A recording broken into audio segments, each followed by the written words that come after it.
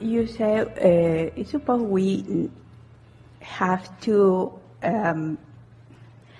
vibrate high and try to maintain ourselves in that high vibration is what we pursue, right? Which just means care about feeling good and try to find the thoughts that do. But it's kind of difficult how we can do when someone in our family or someone very close to us is having very hard times. I know. It takes caring more about how you feel than anything. We know it takes discipline, but even more than that, it takes starting it at an easier place and letting the momentum help you. You can't just jump right into the middle of a problem and suddenly think different thoughts. You have to start in the easiest place and then just go from there. So the first step is acknowledging that I care how I feel and that I can feel that the circumstances do not have to dictate how I feel. It's like a decision that you have to come to. I've just decided that I care enough about how I feel that I'm going to deliberately direct my thoughts little by little into places that feel better and better. And after a while it's easy because law of attraction brings the momentum of better and better feeling thoughts to you. But that makes me feel kind of guilty. It's like I'm happy, trying to be happy when someone is so bad, so feeling so bad. We understand that a little bit, but do you believe that if someone is feeling bad, and if you join them in feeling bad, that will help them? No. You can't get sick enough to help sick people get well, or poor enough to help poor people become prosperous, or confused enough to help confused people become clear. In other words, it doesn't help them. It's just, we love you so much, laziness on your part. It's just not having come to the decision that you can feel better. Maybe someone has convinced you, if they're miserable, that it's wrong for you not to be miserable too. But after a while, life has to show you that being miserable isn't fun. And it doesn't get you what you want. Hard words, we know. Yes. When Jerry made his transition, you know about Jerry and Esther? When Jerry made his transition, Esther thought that she was destined to be sad forever because it was easy to be sad till she got tired of being sad. Or she just finally woke up one morning and said, enough of this. I have the power to direct my thoughts in less sad places. And then she just got better and better at finding thoughts that felt better and avoiding thoughts. There were the people around her, mostly her daughter and her sisters, Esther would say to them on a regular basis, I got to warn you, because there were lots of people around her. It's like a minefield walking around with me, because you never know what's going to trigger me. But after a while, Esther figured out what those things were, and she just kind of stepped around them and started thinking other thoughts because she wanted to feel good, you see. And so it's just, you just have to decide. And it really is what we're asking all of you to think about all day, every day. How much misery are you willing to allow yourself? And if we were standing in your physical shoes, we would say not very much. In fact, we would say not any. In fact, we would say not any, not ever. And those around you who are still miserable might say, where were you last night when I was being miserable? I count on you to come to my misery parties with me. You say, hey, I found other parties. And you're invited, but don't come miserable. You'll bounce right out.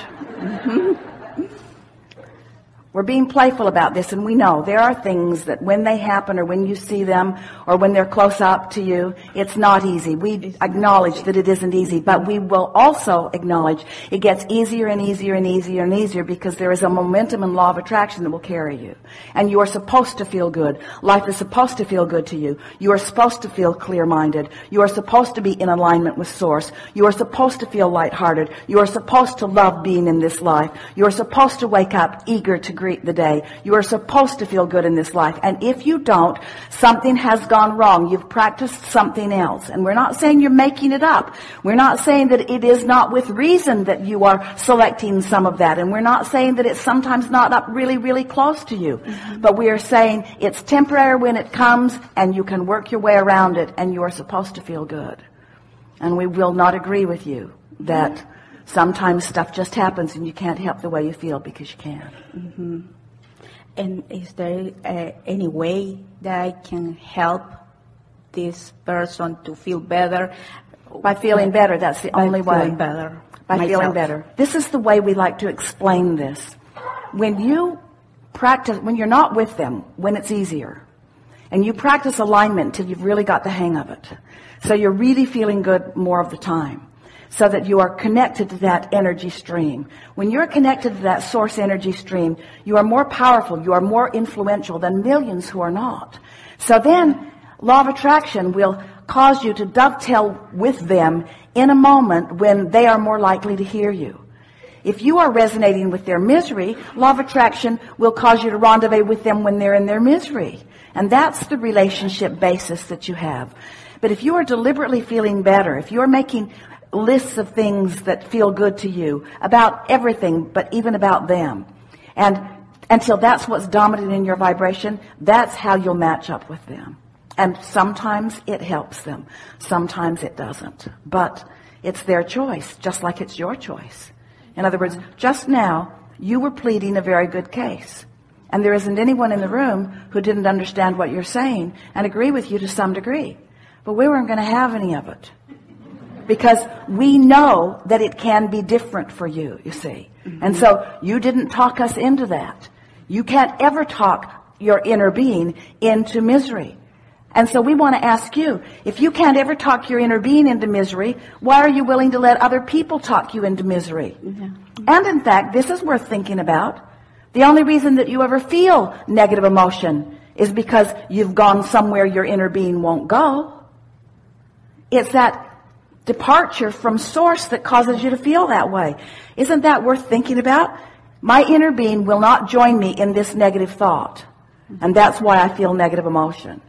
And so that's a good thing for you to learn from your inner being. And then make it clear to everyone else that you're not going to join them in theirs. Someone said, but what about compassion?